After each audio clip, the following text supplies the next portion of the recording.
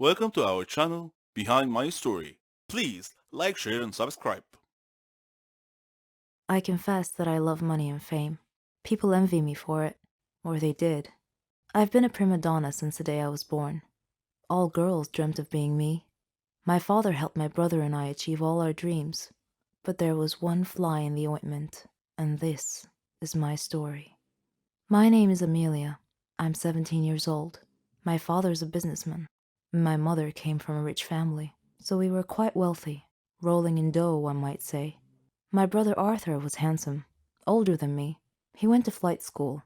We lived a good life without a care in the world. We had everything: cell phones, clothes, cars, servants, opportunities to travel the globe. We wanted for nothing. The most important thing was our happiness. And so my story starts at the villa where I lived with my family. My father employed many servants to attend to our every need. Martha was our head servant. She was in her 40s, funny, smart. Arthur and I loved her. Oddly, we didn't view her as a servant because she took such good care of us. Mother didn't seem to like her for some reason and was always mistreating her. Father, however, adored Martha. Once I left my iPod in the garden, and I was going to get it. On my way to the garden, I passed by Father's office, so I decided to go and talk to him. He was at his desk, and Martha was standing next to him, crying. I figured it was because Mother had mistreated her again. Father saw me standing there, and he asked me why I was still awake, and I told him about my iPod. I didn't think much of it at the time. As time passed, Mother and Martha's disputes became more frequent every day. Father wasn't home a lot, but whenever he came home, he would always ask about Martha first. One time, when this happened, I noticed that Mother glared at Father. I couldn't understand why. Father was often away traveling for long periods of time. One of those times, I noticed that Martha was always tired because Mother was making her work very hard. Mother never let her relax. One day, after midnight, I went to Martha's room to check on her, and I was shocked to see that she looked different than I remembered. I asked if she was pregnant, and she said that she was, but that I shouldn't tell anyone, otherwise she'd get fired. I didn't understand why my parents would fire her for being pregnant. A few days later, we received some really horrible news. Father's plane had crashed, and there were no survivors. We were stunned. All of us were crying, but Martha was crying especially hard. Suddenly, Martha fainted, and we took her to the hospital. Our life had changed overnight. After the funeral, Father's lawyer called us about Father's will. He came to our home and met my mother, Arthur, me, and Martha, and two other servants. The lawyer began reading the will. He started with Mother's inheritance, then mine, then Arthur's, and then Martha's. He looked at Martha, cleared his throat, and said in a quiet voice, "Martha, the deceased has left you 10 million to raise your child." The lawyer read the last line of Father's will, which said, "Martha's child is mine." We all gasped, but Mother suddenly lost it. Enraged, she attacked Martha as the lawyer pulled Mother away from her. Arthur was holding his head in his hands, and I was shocked. I said to Martha, "How dare you? How dare you do this to us? This is our money. You don't deserve any of it." Then I spoke to the lawyer. "Please tell me this isn't true." He replied helplessly, "Unfortunately, it is." Arthur was glaring at Martha, and he said coldly, "Martha, you are going to die."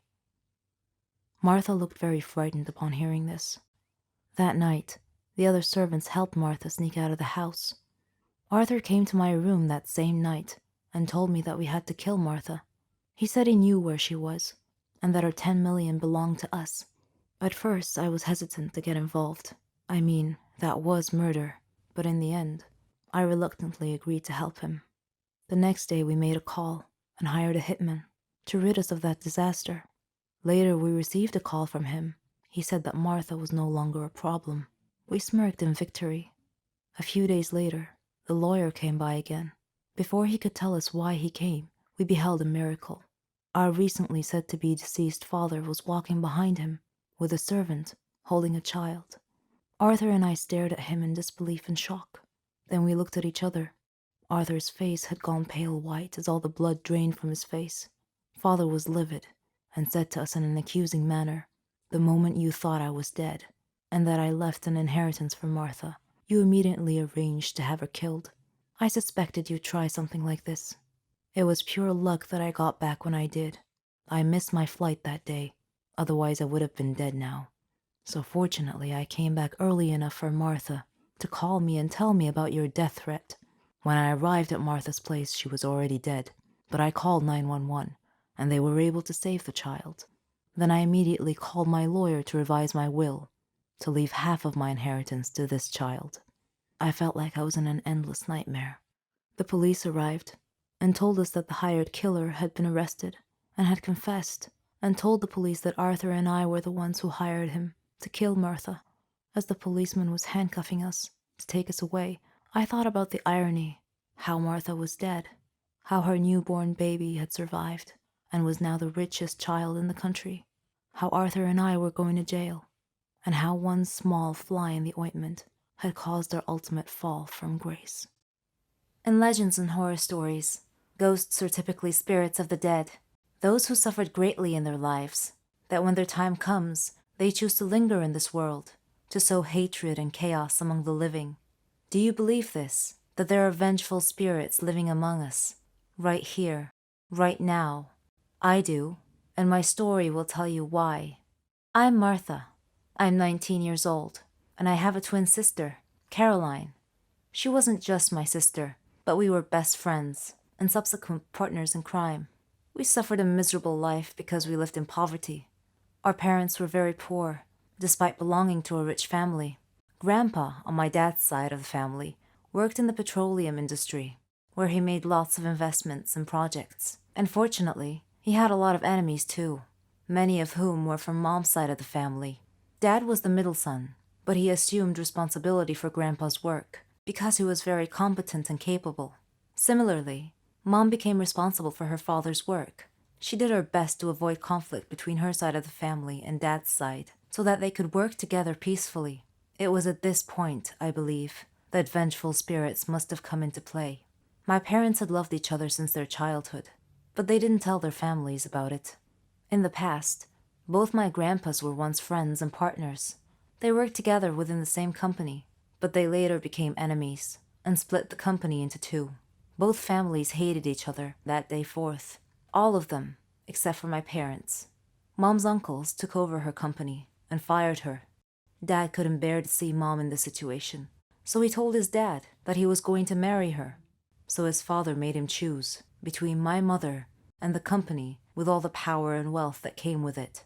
To Grandpa's chagrin, Dad chose Mom over everything else. And so, they got married and lived together with Grandma. They faced life's problems without any support from anyone. Grandpa felt betrayed by Dad and disowned him. Then, Carolyn and I were born. Dad did his best to make us happy and give us everything we needed. Grandma told us about our family's history and how both our parents had been cut off from their families out of sheer greed and betrayal. It felt a bit unfair, but this was our life now. Then, one day, we heard Dad speaking on the phone, with Mom standing beside him, and they were both acting very nervous.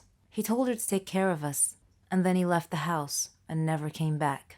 Mom never told us where he went or why he left. Sometime after that, Grandma passed away. Our situation was getting worse. We thought we had to do something to help Mom. Maybe we were being influenced by those vengeful spirits I mentioned.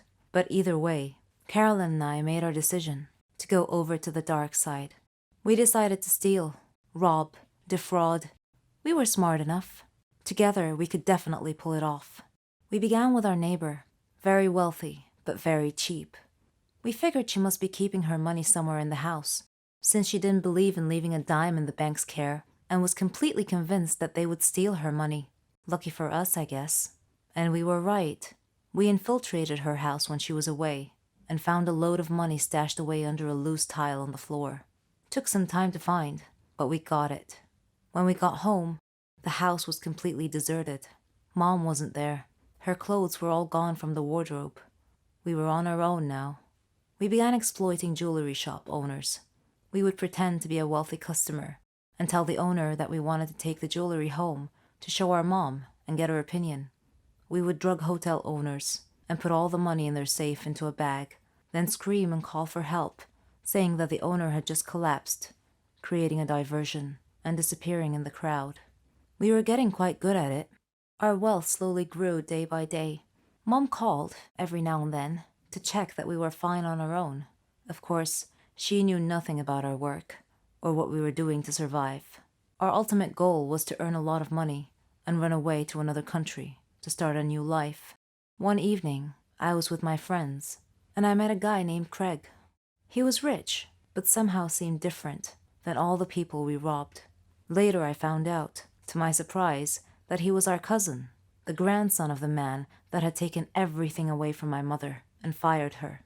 Unsure of what to do, I told Carolyn what I knew. She went ecstatic. She told me that this was our chance to take back everything, the company, the money that belonged to us. But for the first time, we didn't quite agree. Craig was nothing like his father. He wasn't greedy. He was kind and gentle. He often told me that money was a curse if it meant living alone away from people that we care about and cherish. I made up my mind, and I told Carolyn that I couldn't be a part of our evil scheming anymore, and I wanted out. And so I left her and went to live on my own. At this point, I had no idea what Carolyn was up to. In the meantime, Craig was negotiating a deal that would earn his company a lot of profit. He told me to come visit at the company, and then we would go out for dinner. I accepted happily. When I arrived at his company, I sensed someone behind me. Then, suddenly a hand pressed a handkerchief over my mouth, and I passed out. When I woke up, I found Craig unconscious beside me. To the side, I could see his safe was wide open. Papers were scattered everywhere, and in my hand was the key to the safe. Then the police arrived, found the safe key in my hand, and accused me of being a thief. I told them that I had been drugged unconscious, just like Craig. The police officer looked inside my bag and found a bottle of chloroform. I was shocked, to say the least. I couldn't understand what had happened. They took me downstairs and tried to wake up Craig. At about that time, a woman in a black wig came over to me and said, "Martha, you betrayed me." It was Carolyn. I couldn't believe that she framed me. Then she left. Her betrayal hurt me deeply. A part of my brain told me that I had betrayed her first, but that doesn't matter now. When I get out of prison, someday, I resolved to get my revenge on her. We were no longer sisters. Just as we had been betrayed by our families before us, we were now locked into yet another circle of family betrayal. Only it was more personal and closer to home this time. Were they truly vengeful spirits influencing us? I think so. What about you? 7 years old can be a very critical age in a human's life. It's the year we graduate from first grade to second grade. It also may be the year when you first participate in a sport that will shape your future. But for me, it was the age when my parents decided they wanted to lead separate lives. I grew up like any average girl, attended a good preschool, participated in sports, and had good friends. My parents, as I recall, were always in a good mood with each other and shared the joy of raising their daughter together. I have few memories of the bad times my parents had argued. The worst memory I recall is lying in my bed one night when I was 7 years old and having my parents come into my room and my father saying, "Tanya, your mother and I are getting a divorce." My immediate reaction was a natural instinct for a young child, which was to blame myself. I often had more than one birthday party as a kid. This sounds cool, but it wasn't all it was cracked up to be. I'm a child of divorce. My childhood wasn't mine. It belonged to my parents. I lost myself in every effort to appease each side of my family. Shuffling alone between two separate lives meant that I was on the fringe of each family, never an insider. The people I loved most were never in the same room together, and many of them barely even knew each other existed. I missed out on events and celebrations because I would have to spend time with my other family. Children of divorce learn to cope with these struggles and instability by the age of 10. I no longer wanted to deal with it. I didn't want to live in two different homes with two different bedrooms, different clothes, different toys, different friends, and even different rules. I was a 10-year-old caught between a rock and a hard place. So one day I told my dad that I didn't want to visit anymore. It was a courageous and ignorant act, to be honest. We will never know if it was the right decision or not. But at the time, neither one of my parents possessed the emotional stability it would have taken to unearth a more positive solution. And so that was the way things went. The power struggle that had lain dormant between my parents erupted again, and this time it was directed at me. This time I was responsible for the discord. In one house, I was blamed. In the other, I was a victim. There were no more multiple birthday parties. Instead, there was stability and consistency in one house, anger and avoidance in the other. Choice is met with consequences, and as time went on, I fell out of touch with my dad's family. It's hard to stay in touch with people connected to someone we have pushed away. Cousins I used to play with were erased from my life. We never visited again. Was that because it's best to keep served ties cut? Or was it my punishment for being a horrible child? All I knew was silence and loss. When I was in my early teens, my mom remarried and I met new cousins. I learned new Christmas traditions and sat with new kids at the dinner table. Instead of being ushered from one family to the other, life settled down. Even though I heard from my dad only once or twice a year, life was fairly stable. But that changed again when my mom and stepdad split up during my first year of university. I tried to keep in touch with my family members every time I went home for the holidays. Again, I tried to please everyone while anxiety flooded my thoughts. Whom should I spend Christmas Eve with? Should I visit with this family or that one? Will they be offended if I don't make time to see them? Will they be offended if I don't bring presents? I would have loved to have everyone drop by and visit me, but that would not have gone very well at my mom's house. Instead, I diligently visited everybody on my own, carrying thoughtful little presents I bought on my student budget. I would make small talk and feel like an outsider. I was always the awkward guest, never the welcoming host. For 10 years after I graduated from university, I lived away from home. Not a single family member from any one of my four families, save for my mom, came to visit, called, or even let me know when they flew through town. Yet, every time I went home for Christmas, I scheduled visits, bought presents, and made time to see as many people as I could. I did this to make them feel good, not me. 2 years ago, I moved back home, and now I live less than a day's drive away from all four of my families, their new spouses, and young kids. We're all connected on Facebook, but my mom is still the only person who ever calls or visits. When I hear that a family member passed through town but didn't call, it saddens me. But I realized that they don't call because they don't really know me. To them, I was never a fixture. I was only ever around a few Christmases here and there, and although they were my family, I was never theirs. They don't know that they are just one of several people spread across four different families that I wasn't able to keep in touch with. Sometimes divorce spreads us too thin to make anything real, lasting family connections. This summer, I am getting married and starting my family. I'm trying not to have too many expectations. I know no family is perfect, but my soon-to-be husband is the king at keeping in touch with people. He's persistent, charismatic, forgiving, and loyal. He's teaching me what family means. Together, we will teach our kids to reach out to one another with compassion and to stick by each other through times of darkness. I'm looking forward to joy and friendship with my new family, and I plan to do everything I can to stay married.